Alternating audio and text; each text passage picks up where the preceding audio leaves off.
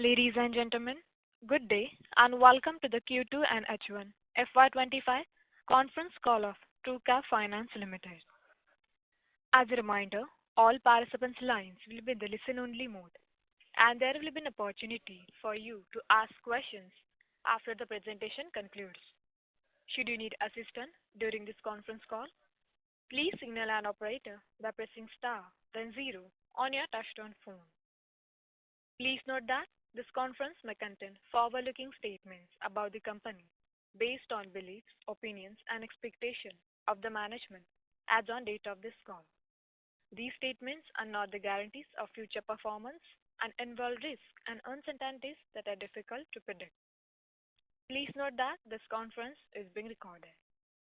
I would like to hand over the conference to Mr. Rohan Juneja, Managing Director and CEO from TruCap Finance Limited.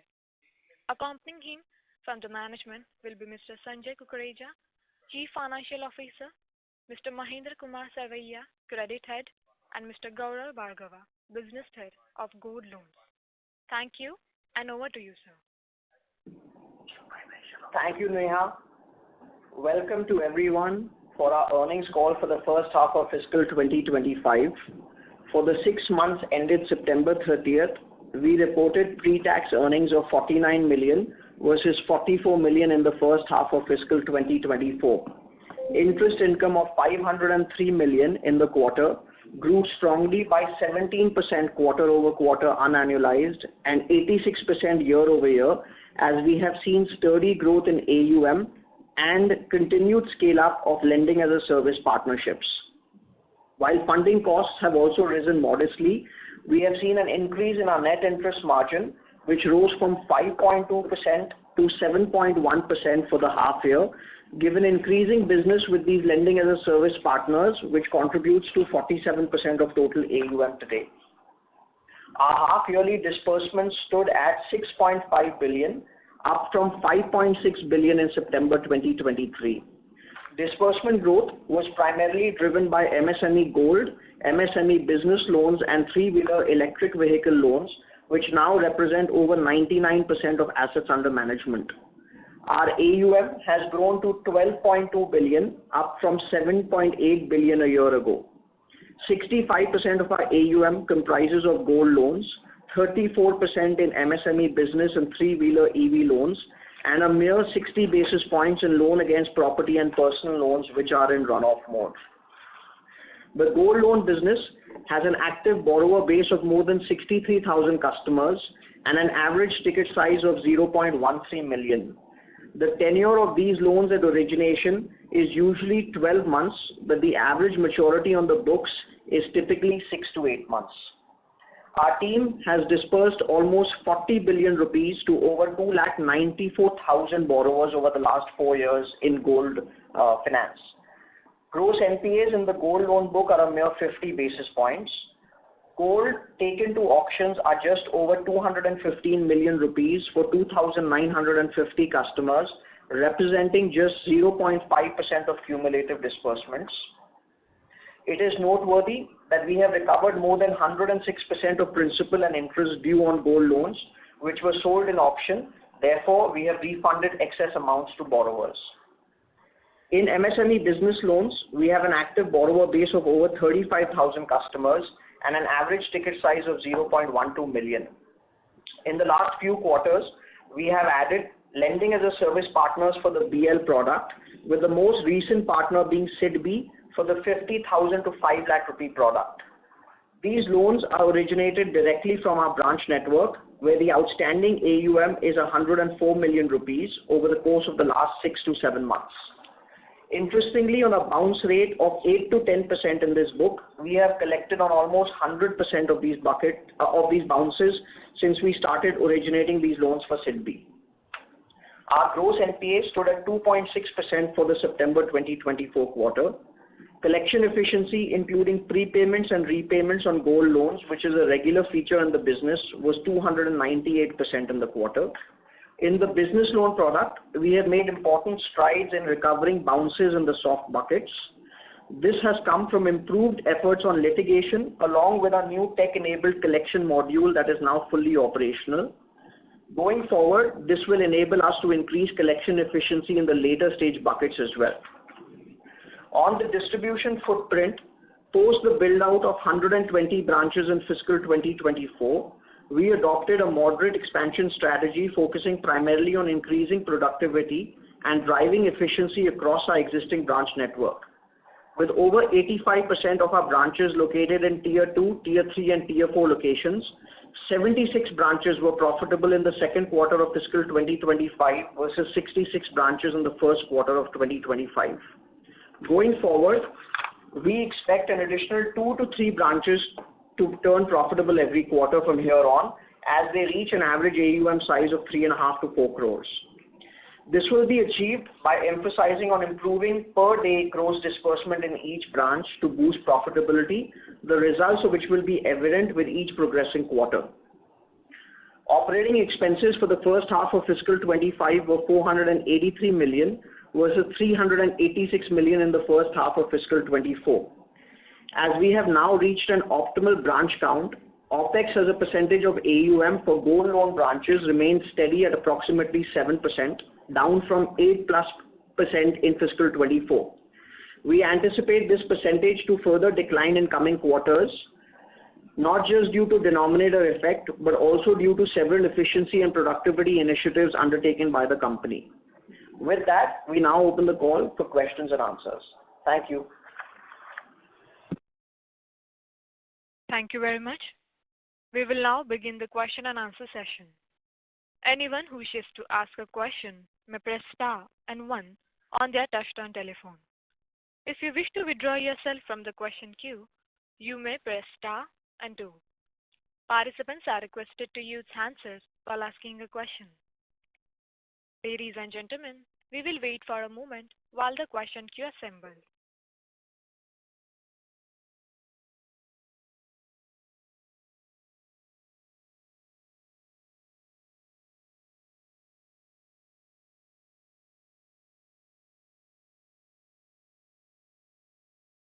Ladies and gentlemen, you may press star and 1 to ask a question. The first question is from the line of Hastisha, an individual investor. Please go ahead. Good morning, sir. I just wanted to check what has been the average yield in the quarter and how do we plan to increase it? Average yield in the quarter is about 19.3%. The business is fairly competitive, so it'll be not easy to take it up from a pricing standpoint. The way to think about the yield going forward is that it'll be a combination of what we are able to price to the customer plus how much business we are able to write with co-lending partners, which will be able to take up the yield. But from a customer standpoint, truth be told, it's going to be hard to take up the yield any further to the customer. Sure. And can you help us understand the maturity of the branches in terms of like 5 years, 3 years, or any recent branches? How long does it take to break even for each branch? What are the economics of the branch? The usual break even for the branch happens anywhere between 11 to 12, 11 to 13 months. That's the in terms of time. In terms of AUM size, it's between 3.5 to 4 crores in terms of AUM, not in disbursements. If you look at where we have added branches and how the branch count has progressed over the course of the last few years, a significant amount of branches were added in fiscal 23 and 24. So many of them are now reaching an optimal size where they should be breaking even soon if they haven't broken even as yet. That's where we are. In terms of further expansion strategy, we on all of fiscal 25, we've adopted a moderate expansion strategy, just given the fact that we did a huge rollout in fiscal 23 and 24. So going forward, we will add branches very, very modestly, just given the fact that we've reached an optimal size now where we would like to increase efficiency and productivity before adding to the branch count. So when we say modestly, it will be how many branches in a year, if we can give a number to that? No fixed number yet. In fiscal 25, you will see very little branch addition. In fiscal 26, we will evaluate that with the business plan that gets presented to the board. But suffice it is to say that it will be fairly modest, at most about 7 to 8 branches for the year. And what is the cost for these branches? Usually the capex plus opex to get a branch operational, especially catering towards the gold loan business, is anywhere between 10 to 11.5 lakhs. Okay, got it. Sure. And on the technology front, can you help us understand how does it work and what is the impact on the business in terms of collections or disbursements? Technology is a significant enabler to the business, one from a process standpoint in terms of underwriting the customer, to enable the business. So, all your documents, etc., are collected digitally, but you do a personal discussion with every single borrower. So that doesn't happen with technology. That is a face-to-face discussion that happens with the borrower. In terms of collection as well, you have geotagging of all your collection personnel. You can map out the productivity and efficiency through tech in terms of collection. So that's how technology enables it. We are not an end-to-end algo lender or or a lender that lends only by technology. So there's a good amount of human intervention, and that's just the nature of the business and the nature of the products that we cater towards the customers with. But at least the technology part, does it help you in collections in a better manner or a faster manner? It definitely helps map out the collections better.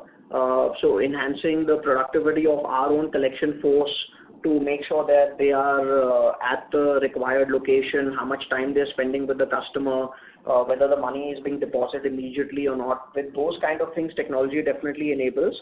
But in terms of how we're able to collect from a customer from a tech standpoint, there's not so much of help over there. It's more to do with our own internal processes and systems in what it helps with. Sure, sir. Thank you so much and good luck. Thank you. Ladies and gentlemen, you may press star and 1 to ask a question. The next question is from the line of Akshat Kumar from Clay Group. Please go ahead. Yeah, good morning and thank you for the opportunity. Just wanted to understand a couple of things. Firstly, in terms of the co-lending arrangement with various partners, are you seeing any kind of changes as far as covenants are concerned? And also on a related note, are you seeing any changes in terms of the ticket sizes? Nothing in either of those two that we've seen with the partners, either on ticket size or on the covenants. Okay. Thank you. Thank you so much. Thank you. Ladies and gentlemen, you may press star and 1 to ask a question. The next question is from the line of Rohan Shah, an individual investor. Please go ahead. Mr. Rohan, your line has been unmuted. Please go ahead with your question. Hi, am I audible? Yes, sir. Yeah. Hello, sir. So I had a question on our guidance and outlook, basically. What would be our outlook for the entire FY25 on terms of asset quality and disbursements? Rohan, we haven't given any guidance on asset quality or on disbursements. Suffice it is to say that we would not be giving it on this call. Whatever we do present in terms of guidance would be part of a full annual business plan and a 3-year business plan that potentially could be given closer towards the fiscal year and not right now. Okay, but completely understand your point, but anything that, basically like an outlook or anything that we can assume for this year? Like how would we be growing? Again, Rohan, I don't think we can give any guidance in terms of where we are. I think you have seen what we've done for the first 6 months of the year, which is over 6 billion rupees in disbursements. The AUM from March 2024 until now has grown from 10.3 billion to 12.2 billion. So, I would stay with what we've done and how we could go going forward. There are a lot of things that you have to be mindful of in this environment. One is obviously the macro environment and where the economy is today. Number 2 is that the geographies where we serve, and number 3 is also all the regulatory guidelines that come into effect when we plan the business. So I think we'll be able to give you yearly guidance and then a 3-year business roadmap closer towards fiscal year end. It would not be prudent for us to do so right now. All right. Understood. Thank you. Secondly, as we see over the last year, there's been a lot of volatility in the gold prices. So just wanted to understand what's our approach towards managing this moment and like what approach the company is following to manage this movement and volatility? So, in terms of gold prices, Rohan, we've always followed a very prudent approach. I think that's evident with the quantum of gold loans that have been taken into auction, which is a mere 50 basis points of cumulative disbursement that we've done so far. So we always use the average spot price of the last 30 days and do the mark-to-market appropriately. The team monitors that on a day-to-day basis. That is something that we are very religious about. Also, if you look through our history and in periods of times where gold prices have gone up very sharply, we tend to slow down disbursements because that exposes the company to risk in the event that gold prices were to go down post a huge rise in gold prices. So we usually temper our approach when gold prices are going up in a manner that makes us a little nervous, just because you're then lending on higher gold prices at an LTV which could expose the company to risk if the gold prices go down. I think we're fairly comfortable where we are today, and we'll continue to maintain a fairly prudent approach in how to run the business, whether the gold prices go up or down. In a downward gold price environment, while obviously it impacts the business negatively from a growth standpoint, but depending on where the gold prices are, it also gives some more comfort then in terms of not breaching the LTV. So it's always a kind of mixed way to look at the business. But truth be told, when gold prices go up sharply, we tend to get a little nervous in terms of loan growth. Right. Understood. And lastly, sir, what's our average cost of funds across the board, on an average basis for the company? It's about 13%. Sorry? It's 13%. Okay, 13%. Fine. That's all from my side. Thank you so much and all the best. Thank you. Thank you. Ladies and gentlemen, you may press star and 1 to ask a question. The next question is from the line of Ankit Redkar, an individual investor. Please go ahead. Good morning, sir, and thank you for the opportunity. Hello, am I audible? Yes, we can hear you. Yeah. So, sir, I have two questions. So, just wanted to understand about the funding sources and the cost of fund. So, can you provide the total percentage or the quantum of fund raised from the NBFC and the SLBs? Yes, about 55% of our funding comes from NBFCs. The balance 45 is a combination of private banks, small finance banks, and PSU banks. We also recently raised money from a global impact institution, which is now one of our largest lenders, and that's where we are. So the endeavor going forward also is to continue to look at impact funds, given the fact that a lot of our lending that goes to underserved borrowers qualifies for impact.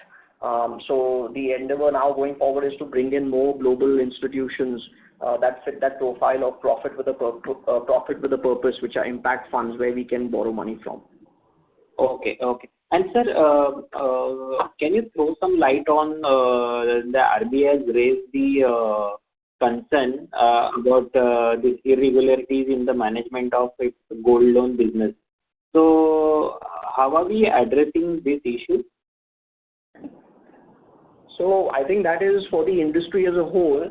There was a circular that came out from the RBI as well a few weeks back. So, from a TruCap standpoint, we're fairly compliant with, I think, all the guidelines. I think, from a regulatory standpoint, what caught the attention of the regulator was, one is that you have to adequately disclose all the information to the customer. So the rate charged to the customer plus any kind of penal interest, etc., that gets charged to the customer in the event the customer is not paying the interest regularly. So that's one. And then the other things which are fairly specific in the circular are about the addition of a personal loan on top of a gold loan product, etc., which we don't do. So I think, we are pretty much in line with what the circular has stated from a compliance standpoint. And, then it's a matter of regulatory intervention with the regulator. So I don't think I can comment much on that, other than the fact that, from a TruCap standpoint at least, that we are fairly compliant. Okay. And sir, what differentiates TruCap Finance from its competitors in the market, and how are you positioning in the from the long-term success? I mean, positioning the company for long-term success? So I think the way to position the company for long-term success, number one is, and most importantly, is what kind of customer service you give to your customer. It's very easy to say customer service, but very, very hard to do. And it's not just the service that you provide to the customer when a customer walks into a branch, but also throughout the tenure of the loan, because of which you're able to retain the customer. Because if you're not able to retain the customer, your cost of acquisition continues going up for newer customers. And that obviously will bring up your OPEX. So I think, good customer service, I don't know whether I can say that that is a differentiating factor. I'm sure many other of our competitors and many of the other companies also do it, but I think we try to emphasize on customer service, which will help retain the customer. That's number one. In terms of what we are looking to do in the future, we're obviously looking to build an institution in the long term. So the focus is on scale and profitability in a calibrated manner, because we're not here for 1 or 2 years. We're here for the long run to build an institution. So in our 6-year history today, we've done close to about 47 or 4,800 crores of cumulative disbursement. We've seen more than 4 to 5 repayment cycles across the products that we've served these customers with. And we've built out a branch network of over 120 branches across 7 states.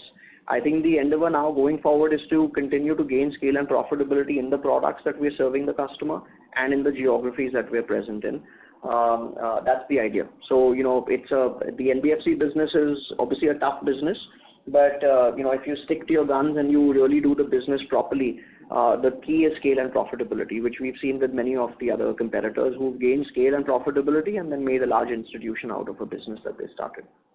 Okay, got it. And sir, in terms of customer acquisition and the retention, does TruCap have any specific program or the strategy to offer top-up loans or the new credit to existing customers?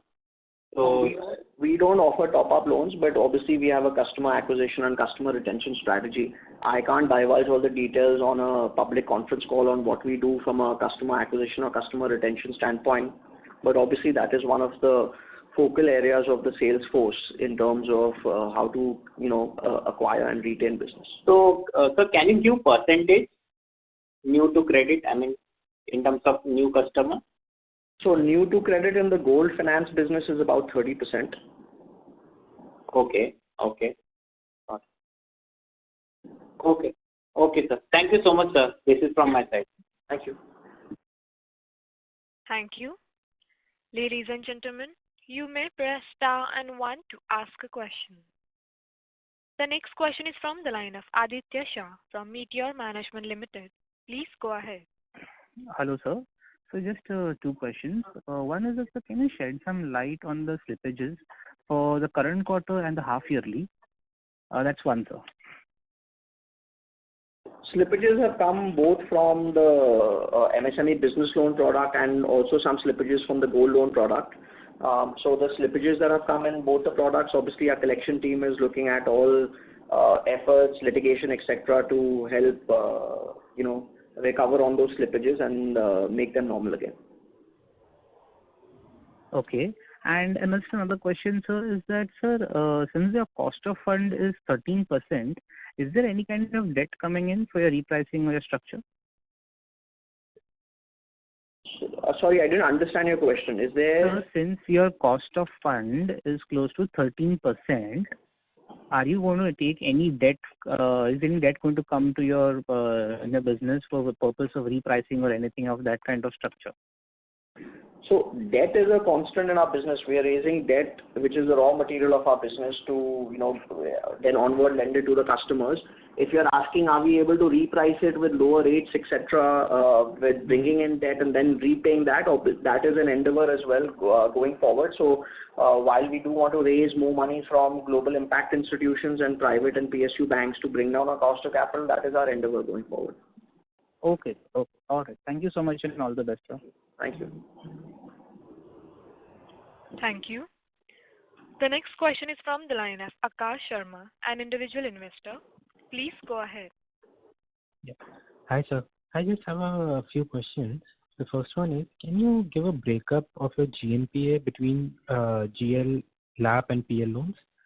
And what has been the level of gross slippages this quarter versus the same quarter in the last year? So the LAP book and PL book, which is a legacy book, which is about 60 basis points today, they had a fairly high GNPA. The LAP book had a GNPA of almost about 8.9%. The PL book was almost about 13%. In the gold loan book, GNPAs are 50 basis points. In the business loan book, our gross NPAs are about 5.5%. Okay. And sir, have there been any write-offs that the company has done? Not in this quarter, but obviously throughout our 6-year history, we have done write-offs. So the write-offs have happened in the LAP product, PL product, and the BL product. We've not done any write-offs in the GL product. Okay, sir. And what has been the total write-off taken, and how much has been collected from the write-off book? Total write-off has been about 5.3 or 5.4 crores. I will come back to you on the recoveries on the written-off portion. Okay. That's it from my side. Thank you, sir. Thank you. Thank you. Ladies and gentlemen, you may press star and 1 to ask a question. The next question is from the line of Rajan Mehta, an individual investor. Please go ahead. Hi, good morning, sir. Sir, just to touch upon our AUM levels, if you could give sort of a color on our current AUM growth, what can be expected by the end of this financial year? And if you could also shed some light on, a split between the gold loans and our MSME business in terms of the AUM, how much between the two segments would be the current case right now? So we can't give you guidance on AUM right now, but I would just give you a guide to where we were at the beginning of the fiscal year and where we are right now. So beginning of the fiscal year, we were at 10.3 billion. Now we're at 12.2 billion. The split of the AUM book is 65 of the AUM today is 65% in gold loans, 34.5% between the business loan product and the three-wheeler electric vehicle product. The larger component, which is 32%, is business loans, and about just under 3% is in the three-wheeler electric vehicle product. Going forward, you will see about 70% in gold loans, about 4 to 5% longer term in the three-wheeler electric vehicle product, and about 25% in the BL product. This is longer term. This is not specifically for this fiscal year or next fiscal year. Okay, understood. And in terms of lending as a service, what kind of AUM does, if you were to look at it in that perspective, how much AUM would lie with LAS and, the revenue share from that? Sure. So LAS today is about 47% of total AUM. I think it will stay between 40 to 47, 48% is the number where it is. This last quarter has also gone up because of the PC relationship that we have with SIDBI, so that also added to the LAS AUM. I think that is a fairly good product and a fairly good and profitable product for us, just given the fact that we are sweating our branch infrastructure more and being able to do that business with our core customer that we already serve. So that's in terms of AUM. It will be between 40 to 47% of AUM. On your second question, in terms of revenue, I mean, we don't break it out that way in terms of what percentage of revenue comes from them, because we lump the entire interest income, but plus the fee income that we generate from them. But suffice it is to say that it will be in the same ratio, if not somewhat slightly higher than the AUM ratio for these co-lending partners. Got it. Fair enough, sir. And just speaking of, you mentioned SIDBI, so we have partnerships with HDFC, Ugro, DCB, and some others also. So if you could give some color on that in terms of how much we are being able to scale up that those partnerships. So most of those partners have scaled up, or we have hopefully scaled up with them. Most of them, obviously, from time to time, some of them have some amount of cyclicality associated. So in terms of the previous 6 months, I think the biggest partners that we've scaled up with have been DCB, and after DCB, we've scaled up with Ugro, Ratnafin, and also with SIDBI now, and with Central Bank of India. Nice. So just lastly, if we could touch upon our branch network, if you share how many of our branches turned profitable during this quarter or this half year, and if we are seeing improvement in overall productivity levels at those branches? So in this last quarter, 76 branches were profitable. The quarter before that, it was 66 branches. As I mentioned in my prepared remarks, about 2 to 3 branches going forward incrementally should break even as well as they reach the critical break-even point. And sorry, what was the second part of your question? My apologies. Sorry. No, sir. It's just basically productivity levels at the branches, and also if you could add any future plans to open new branches in any new states or regions. So new branches for the rest of this fiscal will probably not be there, just given the fact that the focus now is primarily to enhance productivity and efficiency from the existing branch network that we put up. So we put up 80 branches in the last 30 months alone, and 58 branches in the last 2 years specifically. So we want to make sure that now we sweat these branches in terms of the infrastructure, people, etc., and get most bang for our buck from a productivity standpoint. How we plan to increase the productivity is, we obviously measure it on a per RM, per day basis, etc. So how we enhance productivity from the relationship managers, from the branch network, not just in the gold loan product, but also the PL product and the three-wheeler electric vehicle product is where you will see the jump in productivity and hopefully enhanced earnings from that. Okay, understood. All right. Thank you so much, sir. Thank you for taking my questions and all the best. Thank you very much. Thank you. Ladies and gentlemen, you may press star and 1 to ask a question. The next question is from the line of Diksha Jain, an individual investor. Please go ahead. Hi, sir. Hello. Yes, please go ahead. Yeah. Could you provide me some details on any write-offs the company has undertaken? Like specifically, what is the total amount of written off and how much has been recovered from it? Diksha, the total amount written off has been about 5.4 crores in total. On the recoveries from the write-off, I just mentioned to someone who asked a question previously that we'll come back to you. I don't have the number handy in front of me. Okay. And can you just let me understand, like, what is the total tonnage of gold held by TruCap? Like, at what purity levels are the loans being issued against? So the purity of gold, just give me a second. I have it right here. Sorry, the tonnage of gold, we have about 1.92 tons gross of gold under our custody. Okay, that's it from my side. Thank you so much.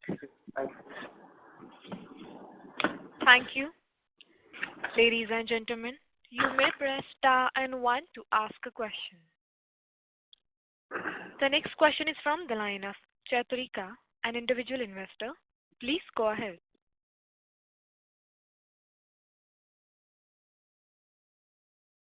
Ms. Chaturika, your line has been unmuted. Please go ahead with your question. Hello. Yes, ma'am. Good morning, sir. So my first question is, how much is loan per working day in FY24, as it was around 560, and how much growth we have seen on that front? Sorry, when you're saying loan per working day, you're asking on the number of loans we made per working day? Yes, sir. Okay. So, sorry, I don't have the number in front of me, but if you follow up with the IR team, I can definitely get you that number. We have it calculated, I just don't have that in front of me. My apologies. Okay, no worries, sir. Sir, and the other question is, of the total customer acquired, how much will be new to credit? And does the company have a scheme to provide a top-up or a new loan to the customer who is nearing his payment tenure? In short, basically, I just wanted to understand how do we keep our customers or retain them? So we don't offer top-ups. We do have a customer retention program, which is basically, when a customer is closer towards the end of the tenure, etc., how do you retain the customer? I don't want to go into specifics in terms of what we do because that is giving away, a lot of information on a public call. But, we do have customer retention is an important part of the business because otherwise you'll keep spending money on acquiring newer and newer customers. Right, got it. Thank you, sir, and all the best. Thank you. Thank you. Ladies and gentlemen, you may press star and 1 to ask a question.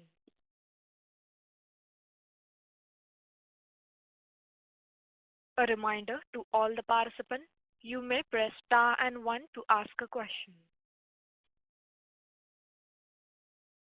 As there are no further questions from the participant, I now hand the conference over to the management for closing comments.